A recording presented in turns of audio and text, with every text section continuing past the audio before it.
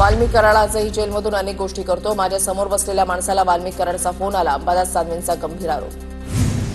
Chhatrapati Shivaji Maharaj park ग्राउंडवर पार्किंगसाठी नवी नियमावली लागू. नियमावली न पाळल्यास वाहनधारकांना पहिला दंड 500 रुपये होणार, तर दुसरा दंड 1500 रुपये होणार.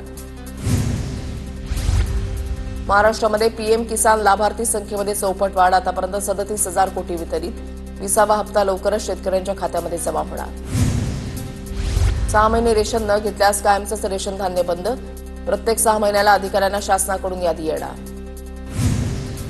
चंद्रशेखर बावनकुळेंकडून राज्यातील जन्म प्रमाणपत्र घोटाळ्याची गंभीर दखल. आतापर्यंत रद्द केलेले 42,189 जन्म प्रमाणपत्र परत मागवा. बावनकुळेंचे आदेश.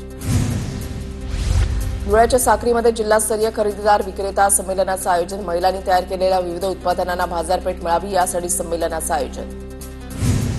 धुळ्यामधल्या साक्रीच्या आमदार मंजुळा गावितांकडून भात लावणी. शेती पिकांची पाहणी करत असताना केली भात लावणी.